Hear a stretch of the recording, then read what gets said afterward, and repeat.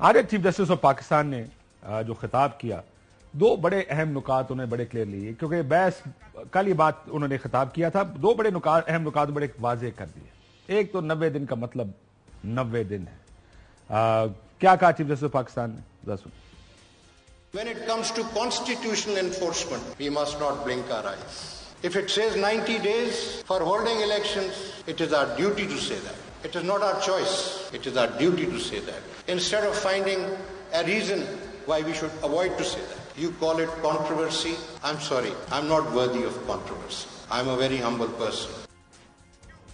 اور جو مذاکرات کے بارے میں انہوں نے کہا کہ مذاکرات کا موقع تو ہے لیکن 14 مئی کے الیکشن کرانے کا فیصلہ اپنی جگہ موجود ہے.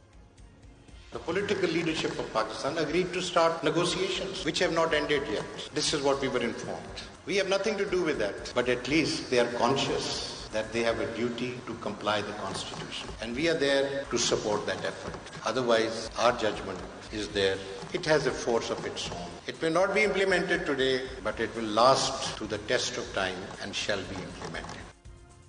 It may not be implemented today, but it shall last the test of time and will be implemented. یہ کیا مطلب ہے اس کا مطلب فواد چودھری صاحب سے میں پوچھتا ہوں تھوڑی دیر میں. لیکن ایک چیز اور چیف جسٹس آف پاکستان سے جب ساس کی آڈیو لیک کا پوچھا گیا تو انہوں نے کیا جیسچر دیا اس پر وہ بھی دیکھ لیں. کیا جا رہا ہے دیٹس ناٹ گڈ وے. تو یہ کبھی آڈیو لیک کبھی یہ پروپیگنڈا کبھی وہ پروپیگنڈا. آپ سمجھتے ہیں کہ آپ ان کی حالات بگڑ گئے ہیں کچھ بہتر کیا جا سکتا ہے؟ یہ سامنے چیف جسٹس آف پاکستان نے کہا. دوسری طرف آئی ایس پی آر کی ایک پریس ریلیز آئی ہے فواد صاحب. پریس ریلیز آپ کو میں سنا دیتا ہوں. عمران خان نے حاضر سروس افسر کے خلاف غیر ذمہ دارانہ اور بے بنیاد الزام لگائے ہیں.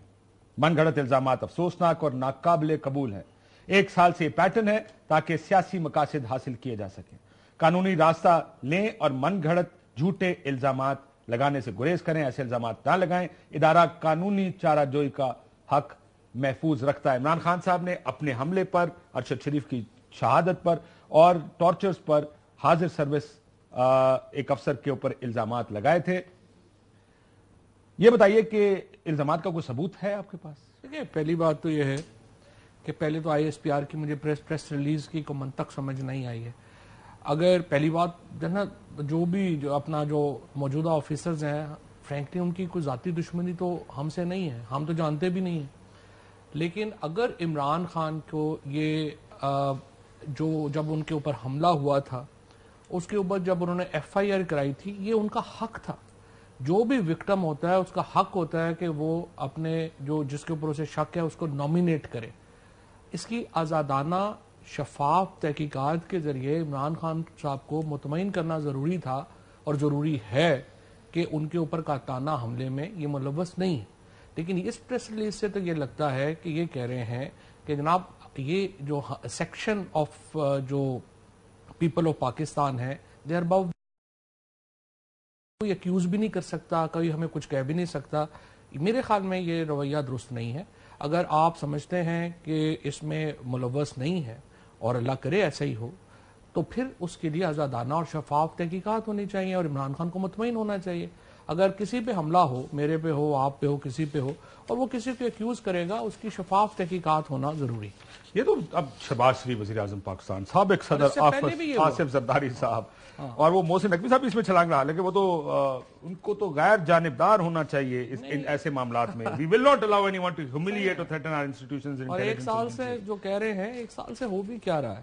اب دیکھیے نا معاملہ یہ ہے کہ میں نے تو کل بھی یہ کہا, انصار عباسی صاحب کا مجھے فون آیا اور انہوں نے کہا کہ جی یہ کہا جا رہا ہے کہ عمران خان جو ہیں وہ اگر اقتدار میں آئیں گے تو وہ جو ٹاپ عہدوں کے اوپر ڈی نوٹیفائی کر دیں گے. میں نے کہا کہ جو سب سے بڑی پرابلم ہے نا وہ یہ ہے کمیونیکیشن ہے نہیں. اور اس سے پہلے میں آپ کو پیچھے لے چلوں نا تھوڑا, مجھے ایک دن رات کو 1:15 بجے فون آیا اور مجھے کہا گیا کہ آپ کو پتہ ہے عمران خان ڈی نوٹیفائی کرنے لگے ہیں چیف صاحب کو, باجوہ صاحب, ہاں جنرل باجوہ صاحب کو اور ڈی جی آئی جو موجودہ ڈی جی آئی. میں نے کہا جی یہ مجھے لگتا تو نہیں ہے ایسا. میں نے کہا جی پاسبل نہیں ہے اور یہ سوال ہی پیدا نہیں ہوتا. عمران خان کی تھوڑی جو دو لوگ طبیعت کو جانتے ہیں, فرینکلی عمران خان جو ہے نا وہ سازش نہیں کر سکتے. وہ انہوں نے اگر ہٹانا ہوگا نا وہ دن میں کہیں گے میں ہٹا رہا ہوں.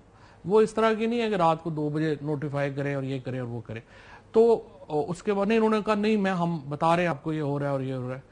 خیر میں نے انہیں خان صاحب کو رات کو تقریباً 1:30 بجے میں نے پرائم منسٹر صاحب کو اس وقت جگایا اور میں نے کہا سر یہ ایشو چل رہا ہے. انہوں نے کہا یہ کیا فضول بات ہے کہ وہ ایسا کیسے ہو سکتا ہے.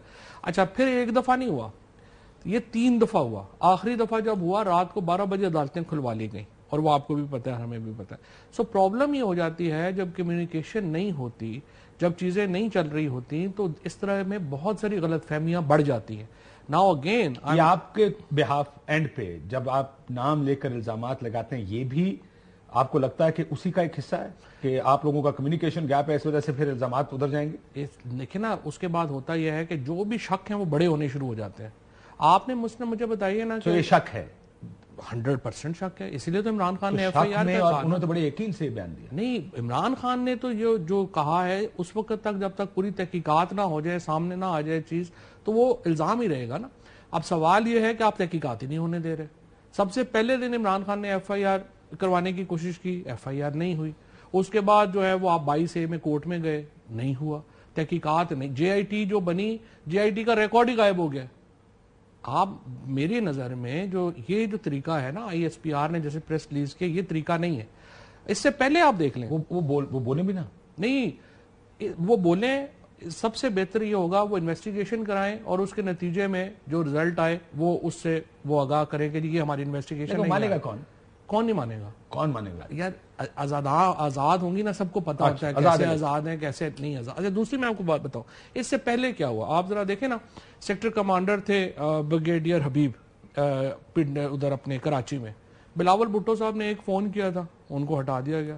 سٹار آفیسر پاکستان آرمی کے. پھر جنرل عرفان ڈی جی سی تھے، ان کو نواز شریف کی تقریر کے بعد جو ہے وہ ان کو ہٹانا پڑ گیا. سو سوال یہ ہے کہ یہ بھی تاثر نہیں جانا چاہیے کہ ایک گروپ کے لیے آپ کی جو انڈرسٹینڈنگ ہے، جو چیزیں ہیں وہ مختلف ہیں اور ادھر کے لیے مختلف ہے. جس طرح سے آئی ایس پی آر نے خود کہا کہ جی ہمیں پولیٹیکل رہنے دیں اور چیزوں میں نا، بٹ وہ کہتے ہیں نا کہ it should not be done but seen to be done. So میری نظر میں ان کو بھی یہ چاہیے کہ اور پرسنل دشمنی کون سی ہے، یہ ایسے ہی ایک ہم نے بڑھا لی ہیں چیزیں. ٹھیک، مجھے یہ بتائیں کہ عمران خان صاحب پر غداری بغاوت کی کتنی ایف آئی آر ہے اس وقت ان کے اوپر؟ تقریباً غداری بغاوت کی بات کریں میں آپ کو بتاؤں نا 90 کے قریب ان کے اوپر جو ہے نا وہ ایف آئی آرز ہیں ٹیررزم کی، اور اس میں میرا یہ خیال ہے کہ کم از کم 5-6 تو ہوں گی جس میں غداری پڑھو کر. ہاں اور تیاری پڑھو. نہیں ایشو نہیں، اور بھی ہو سکتی ہیں. لیکن میں آپ کو بتاؤں اس میں بتائیے مجھے کہ اس کا فائدہ کیا ہو رہا ہے. مثلا آپ جو ٹیررزم کا لگا رہے ہیں، آپ لوگوں کو اٹھا رہے ہیں، اس کا کیا فائدہ ہو رہا ہے؟ پاکستان میں دیکھیں یہ جو تمام لوگ ہیں نا، وہ یہ تو جس طرح شیکسپیئر نے کہا تھا کہ آپ سٹیج پہ آتے ہیں اپنا کردار ادا کرتے ہیں، چلے every one is an actor. اب آپ چلے جائیں گے، ہر بندے نے چلا جانا ہے. اب سوال یہ پیدا ہوتا ہے کہ آپ کیا پیچھے چھوڑ کے جائیں گے، نمبر 1. اور جب تک آپ ہیں آپ کے بارے میں لوگوں کی خوشگمانیاں کیا ہیں یا بدگمانیاں کیا ہیں. سو کوشش یہ ہونی چاہیے کہ جب آپ صاحب اختیار ہیں تو پھر اس کو اللہ کی امانت کے طور پہ استعمال کریں.